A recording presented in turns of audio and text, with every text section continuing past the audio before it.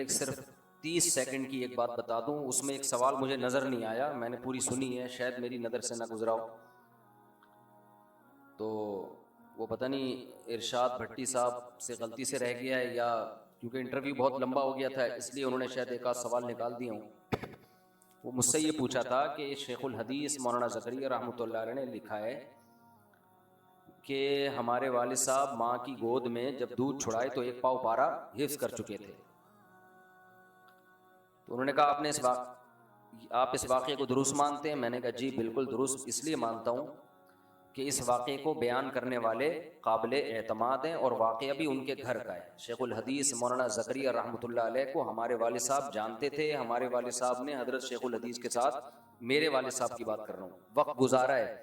वो उनके तक़वा, लिल्लाहियत, उनकी इबादत बहुत अच्छी तरह जानते नहीं थे, देखा था, बल्कि इल्म मुशाहिदे पर मबनी था। और सिर्फ एक अकेले हमारे वालिद नहीं, वालिद साहब बताते हैं जब वो इत्काफ में बैठते थे तो मस्जिद में पाँव रखने की जगह नहीं होती थी।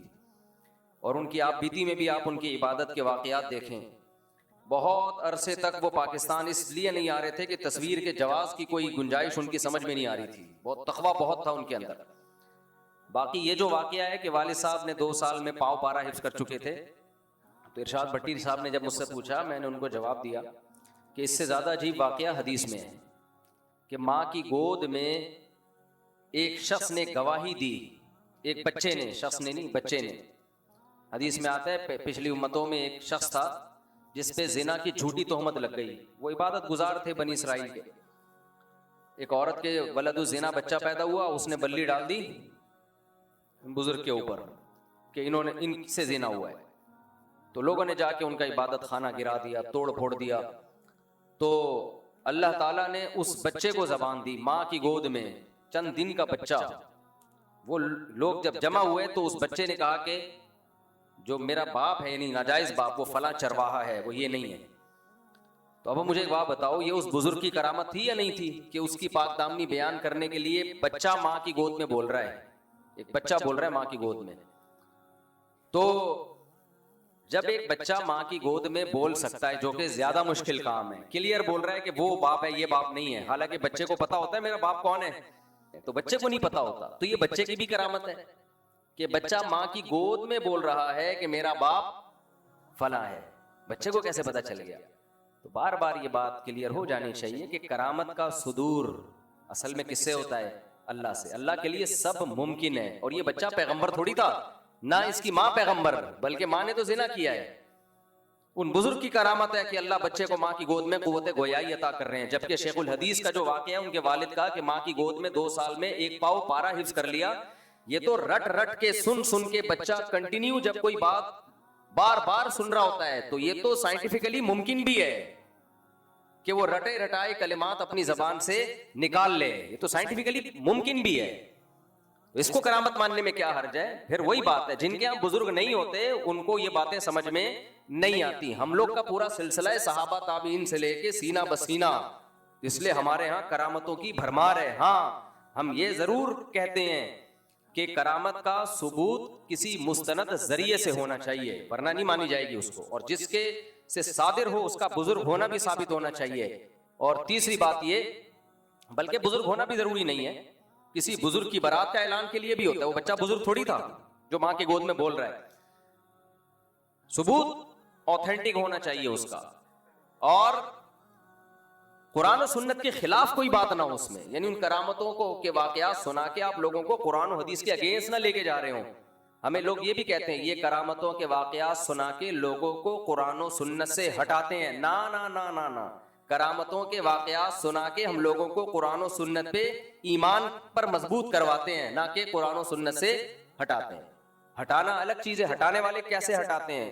जब करामतों के वाकयात सुनाते हैं तो शिर्क फैलाते हैं, उससे बिदातें फैलाते हैं। वो बोलते हैं तुम फला बुजुर्ग जो कुरान और हदीस के खिलाफ बातें करते हैं, तुम उनको बुजुर्ग नहीं मानते, हालांकि उनके हाथ में तो ये करामत सादुरी, हालांकि उनके हाथ में तो ये करामत सादुरी। भाई, किसी के बुजुर्ग होने के लिए करामत नहीं होगी। बुजुर्ग होने के लिए कुरान और सुन्नत पे चलना जरूरी है। किसी की करामतें दिखा के हमें ये साबित करो कि अब हम इसकी हर बात को मानना शुरू कर दे, ये नहीं होगा। जो बात कुरान और हदीस से साबित होगी मानी जाएगी, जो कुरान और हदीस के अगेंस्ट होगी रद्द कर दी जाएगी, चाहे किसी बुजुर्ग के हाथ पे करोड़ा करामतें हों। फॉलो किसको करना है? कुरान और सुन्नत को। यही एतदाल वाली राय है और हमारे सब अकाबिर की यही राय है। तो ये कंप्लीट हो गया। वो उन्होंने, मुझे लगता है कि शायद लंबा हो गया था बहुत, पॉडकास्ट बहुत लंबी हो गई थी शायद, ये नहीं है ना इसमें उस पॉडकास्ट में, तो ये शायद उन्होंने निकाल दी इस खौफ से कि बहुत ज़्यादा तवील हो गई ये बहस। तो मुझे ये इंपॉर्टेंट बात थी, तो इसलिए मैंने इसको मार्केट में, क्योंकि ये बात भी सोशल मीडिया पे चल रही है और इसको भी बहुत उछाला जाता है कि 2 साल में दूध कैसे पी लिया उन्होंने, वो सॉरी 2 साल में वो हिफ्ज कैसे कर लिया। और कल मेरे जो अपने शेख हैं मुफ्ती अब्दुल रहीम साहब, उन्होंने इससे मिलती जुलती करामत अपने घर की बताई है, लेकिन मैं अभी बता नहीं रहा आप लोगों को, वो भी इससे मिलती जुलती है, लेकिन इसलिए नहीं बता रहे कि भाई हम इन किस्सों में डालना नहीं चाहते आपको कि एक बहस छिड़ जाए, क्या हुआ भाई मुफ्ती तारिक मसूद साहब के बुजुर्ग की भी करामत आ गई सामने, फलां के भी करामत आ गई।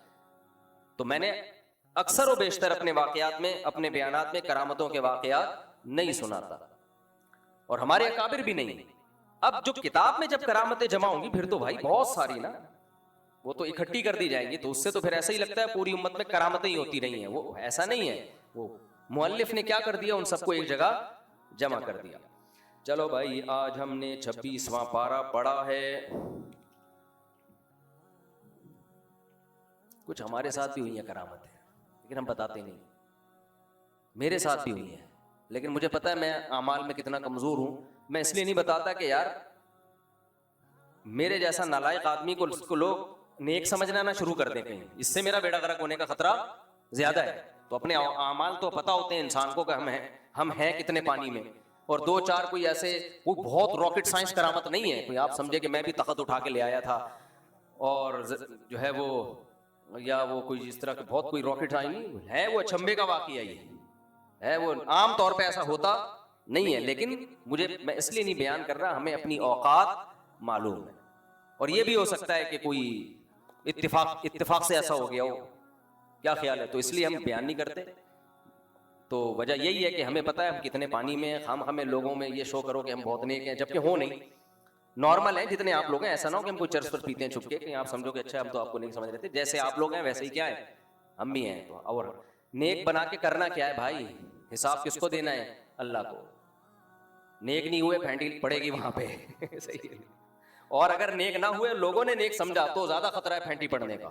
तो इसलिए सीधे सीधे कुरान और सुन्नत बयान करो, हम सब मिलके उस पर चलने की कोशिश करें, कमी कोताही आज हो तो सब मिलके माफी मांगे। इसलिए हमने तो कभी ये कहा ही नहीं हमें नेक समझो, क्योंकि हमें पता है ये बड़ा खतरनाक मसला हो जाएगा अगर मुझे नेक समझना शुरू कर दिया, और खुदा न खास्ता अल्लाह न करे मेरी जबान से कोई गलत बात हो गई, मेरे अमल से कोई गलत बात हो गई, तो फिर सब चौड़े में आएंगे और अल्लाह भी पकड़ेगा, उस दिन तो बड़ी बातें कर रहा था तू।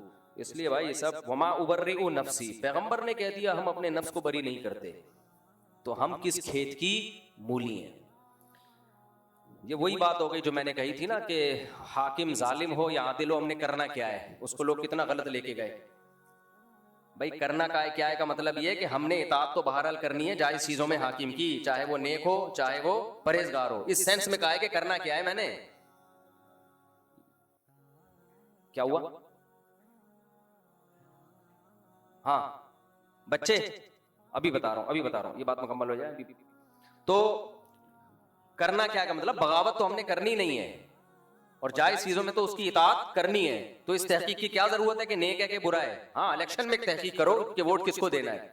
जब बन गया तो भाई हमारी बला से नेक हो या परहेजगार हो, मेरी बला से मेरे लेना देना क्या है उससे। हमें तो शरीयत कह रही है भाई जो भी जायज काम हाकिम ऑर्डर देगा तो उसको मानना है। अभी लोग यहाँ सैयदना हुसैन अलैहिस्सलाम को रज़ी अल्लाह अन्हु को ले आते हैं कि फिर हजरत हुसैन भी खामोश बैठे रहते। हजरत हुसैन खामोश ही थे, कोई बगावत के लिए नहीं निकले। कूफा से उनको खत मिला, खतूत आए कि तफ्तीश हवाल के लिए आप उन खतूत की बेस पे वहां गए हैं, तफ्तीश के लिए गए हैं, बगावत के लिए नहीं गए हैं। अगर बगावत के लिए जाते तो पूरी फौज लेके जाते, अपने घर की पाक दामन खवातीन और बच्चों के साथ ना जाते वो।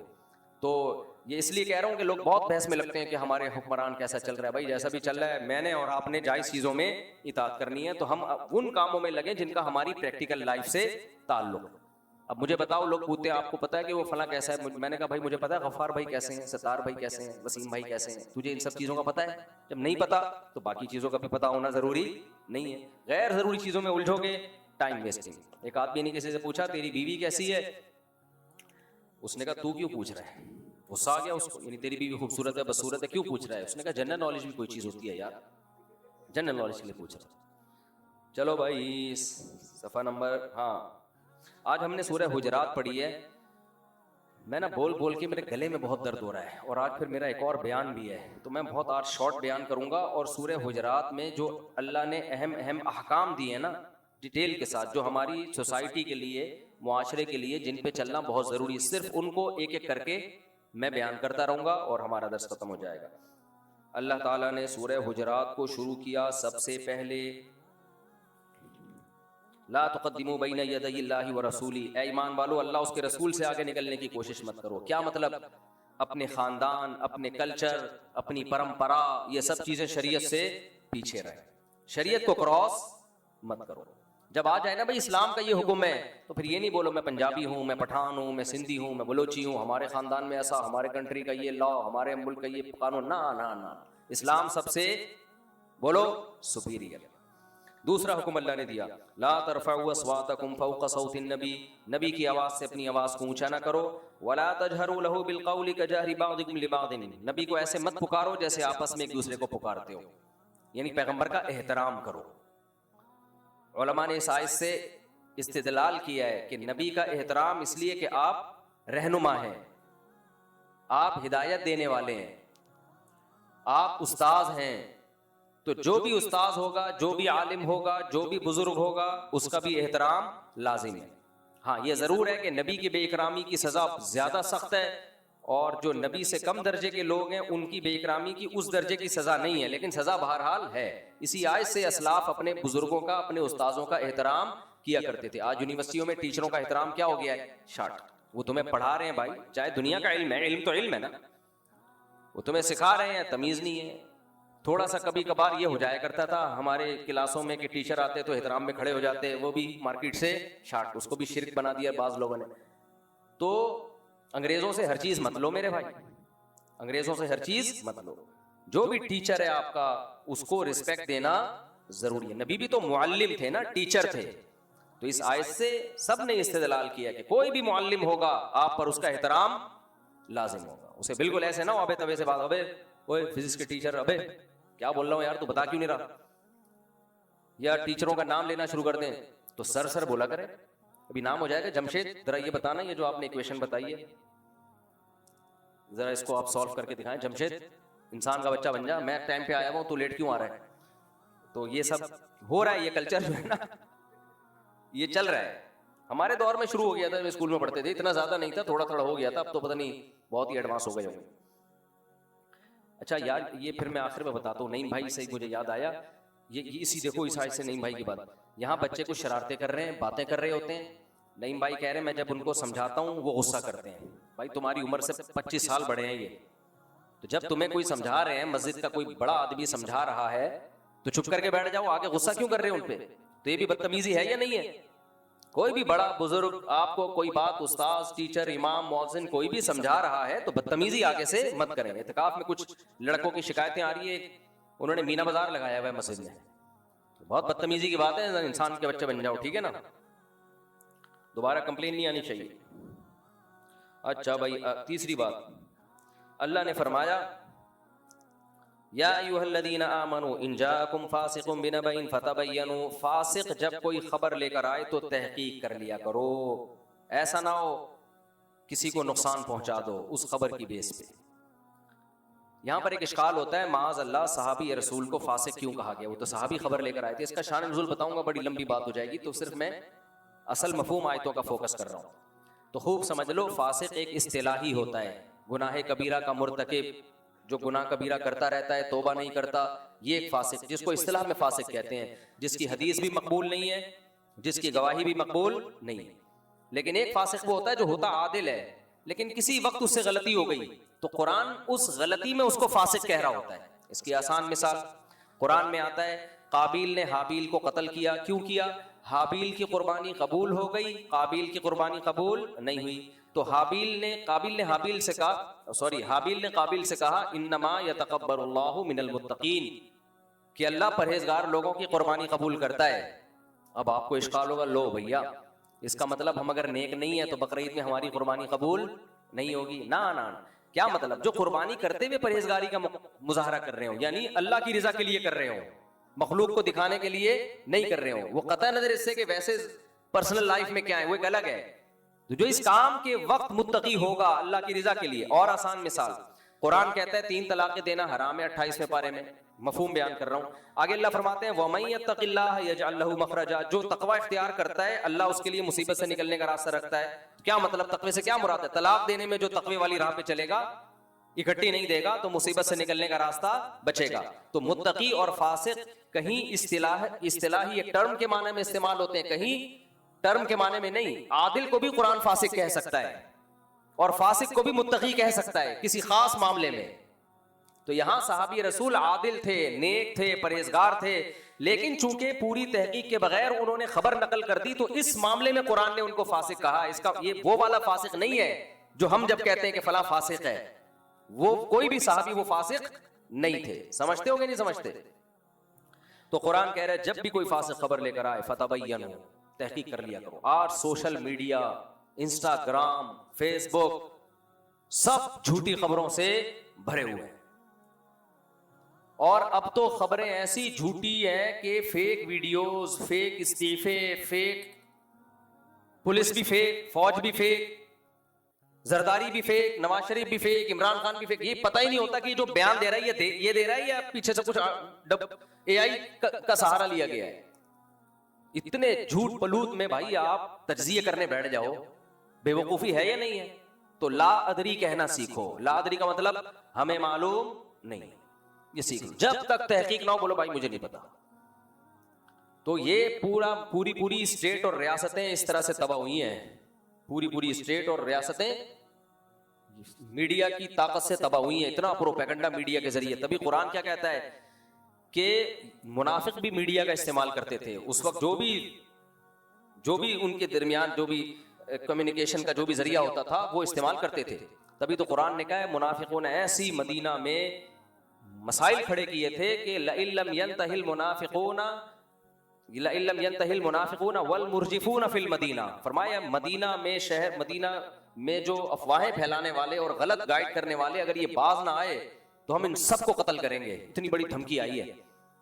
अब देखो मदीना में भी प्रोपेगेंडे कामयाब होते थे, इसका मतलब है तो हम किस खेत की मूली हैं। इसलिए इंस्टाग्राम, फेसबुक पे ना कार्टून बना के और फिर ये इसने किया, ये उसने किया, ये इस कत्ल उसने किया, ये आपको कुछ नहीं पता होता। बाज दफा कत्ल ही नहीं होता और हम कह रहे होते हैं बंदा मर गया, ओहो अस्तगफिरुल्लाह, ये क्या हो गया। ऐसे लोगों के इल्जाम लगते हैं। एक साहब आए, उनकी बच्ची पे इल्जाम लगा, बड़े आदमी थे वो, मैं उनका नाम नहीं लेता। उनकी बच्ची बिकनी पहन के वो स्विमिंग पूल में स्विमिंग कर रही थी, अमेरिका में पता नहीं कनाडा में। किसी ने कहा इस्लामी मुल्क का सरबराह है और उसकी बच्ची बिकनी पहन के स्विमिंग पूल में नहा रही है, ये देखो लानत, ये वो। 1.5-2 साल इस बात को गुजर गए, बड़ी लानते मानते दे दी, शायद मैंने भी पार्सल कर दी होगी 2-4। उस बंदे से हमारी डायरेक्ट मुलाकात हुई। मैंने कहा आपकी बच्ची बिकनी पहन के, हम लोगों ने पूछा कि ये कर रही थी। उसने कहा खुदा की कसम मेरी बच्ची नहीं है कोई, मेरी बेटी है ही।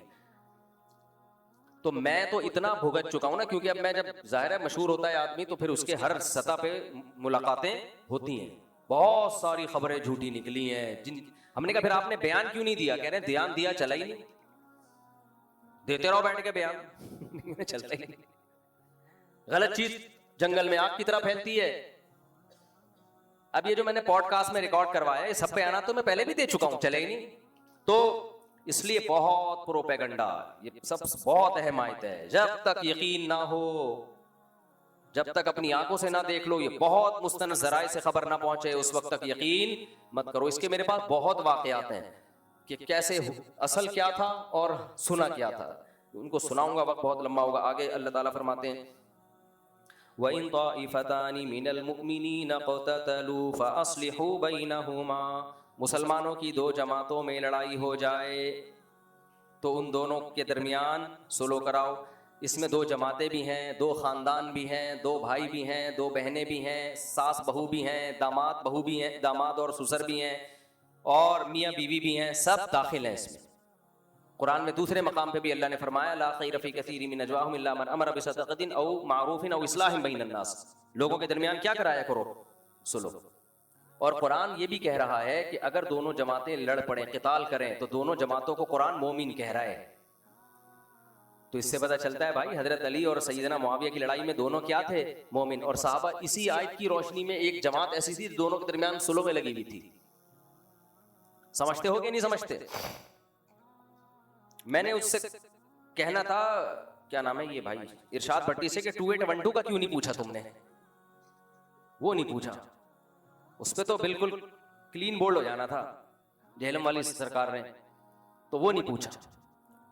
देखते हैं दोबारा कोई मौका मिले तो 2812 भी हम, असल तो पूछने की चीज ये थी 2812, उसमें जब जवाब जाता मजा ना आए पैसे वापस। अच्छा मेरे भाई इंशाल्लाह, चलो मेरे भाई, फ़इन फ़ाअत फ़अस्लिहू बैनहुमा बिलअदलि व अक़सितू, अल्लाह फरमाते हैं इनके दरमियान, हाँ फ़अस्लिहू बैनहुमा, सुलह की कोशिश करो। फ़इन फ़ाअत फ़इन बग़त इहदाहुमा अलल उख़रा, अगर सुलह की कोशिश नाकाम हो जाए तो देखो बाकी गुरूह कौन सा है। देखो बगावत के भी एक टर्म है, इस्तिलाही माना में बगावत कहते हैं रियासत के अगेंस्ट जाना, लुग़वी माना में बगावत का मतलब सरकशी, इस और हमेशा लुग़वी माना में बगावत का मतलब सरकशी भी नहीं है। बाज़ दफ़ा बगावत का मतलब यानी ये बगा यबगी का मतलब चाहना भी है, यबगून फिल अर्द, जो चाहते हैं ज़मीन में, तो यबगून बागी बहुत कसीर माना में, ये उर्दू वाला बागी हमेशा कुरान में उर्दू वाला बागी नहीं होता। तो इन कमबख्तों को अरबी भी नहीं आती है, पर फेंकते रहते हैं बस बैठ के, क्या करें। तो कुरान कह रहे अगर दोनों में से एक फिर बगावत कर रही है तो फ़क़ातिलुल्लती तबगी, तो जो बागी जमात है उससे क़िताल करो, हत्ता तफ़ीअ इला अम्रिल्लाह, यहाँ तक कि वो अल्लाह के हुक्म की तरफ आ जाए। सैयदना मुआविया रज़ी अल्लाह ताला अन्हु अपने आप को बागी नहीं समझते थे। उनका कहना यह था कि मैं हुकूमत नहीं चाहता कि मैं रियासत के खिलाफ बगावत कर रहा हूँ, मेरा दावा यह है कि हजरत उस्मान के कातिलों से क़िसास लिया जाए। हजरत अली का कहना यह था कि मेरे बस में नहीं है कातिलाने उस्मान से क़िसास लेना, तो हजरत अली उनको बैत पर ज़बरदस्ती मजबूर करने के लिए उनके खिलाफ गए हैं। तो पहल किसकी तरफ से हुई है? सैयदना अली की तरफ से। हजरत मुआविया ने क्या किया है? आगे से जंगे जमल में दिफा किया है।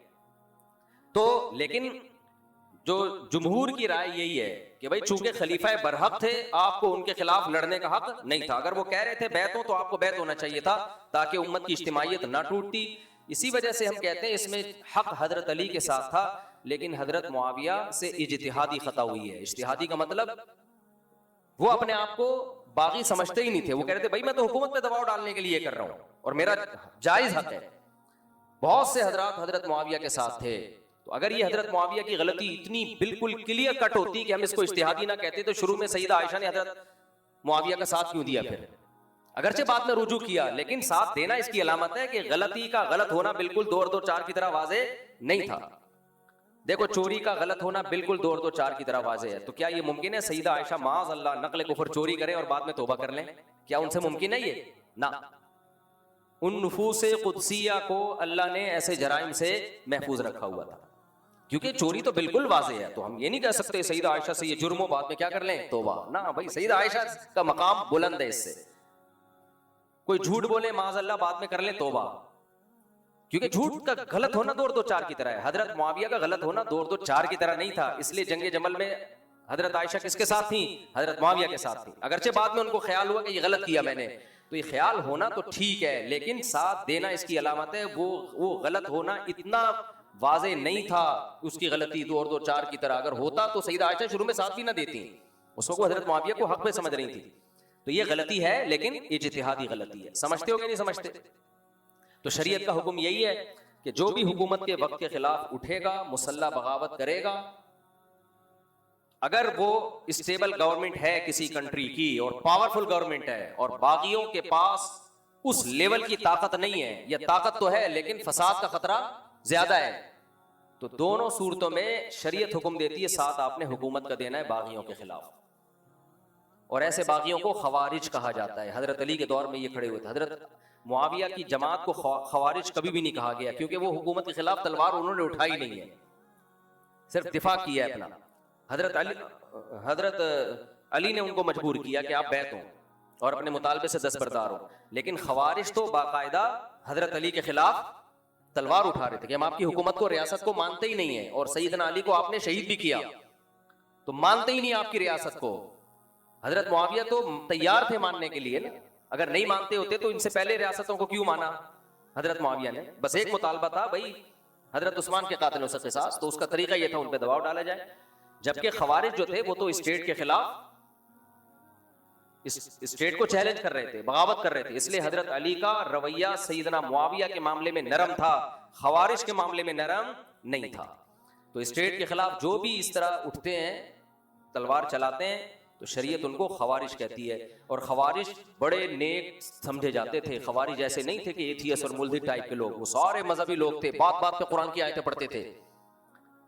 हजरत अली का हुक्म मानने से इनकार किया, कहते हैं इनिल हुक्मु इल्ला लिल्लाह, हुकूमत किसकी है? सिर्फ अल्लाह की। इस तरह की बातें, ऐसे नमाजें उनकी, और सर भी मुंडा के रखते थे, यानी दुनिया से रग़बत ही नहीं थी। तो फिर भी उनको बहुत सख्त उनके साथ मामलात किए गए। तो ऐसे खवारिज आज भी हो सकते हैं। वो देखने में आपको लगेगा बड़े नेक हैं, तहज्जुद गुजार हैं, शलवारें आधी आधी पिंडलियों तक और बड़ी लंबी लंबी रकतें, लेकिन मुल्क का अमन खराब कर रहे हैं, मुसलमानों का खून कर रहे हैं। तो ऐसे लोगों के तकवे से कभी धोखे में नहीं आना चाहिए। हाँ, हुक्मरानों को यह जरूर सोचना चाहिए कि ऐसे एलिमेंट पैदा क्यों होते हैं। भाई मुल्क इस्लाम के नाम पे बना है, तो फिर ऐसे शरपसंदों को मौका मिलता है मुल्क में बगावतें करने का। तो जब मुल्क इस्लाम के नाम पे बना है तो आप मुल्क को इस्लामी सल्तनत ही बनाओ, गैर शरई कवानीन मुल्क में ख़त्म करो। चलो भाई हम आगे चलते हैं। अल्लाह ने आगे इरशाद फरमाया, तो आपको भी कभी मौका मिले ना, दो लड़ रहे हो तो जाके लड़ाई का साथ ना दिया करो, बल्कि सुलह का साथ दिया। कहते हैं ना, इन दोनों लड़ाइयों में मैं सिर्फ लड़ाई के साथ। या अय्युहल्लज़ीना आमनू ला यस्खर कौमुम मिन कौमिन असा अन यकूनू खैरम मिनहुम। अल्लाह ने फरमाया ईमान वालो, तुम में से कोई किसी का मजाक ना उड़ाए। तमस्खुर, लोग उड़ा रहे होते हैं, मुहाजिर ऐसे होते हैं, पठान ऐसे होते हैं, पंजाबी ऐसे होते हैं, सिंधी ऐसे होते हैं। भाई अल्लाह ने इस पर क्या लगा दी है? पाबंदी।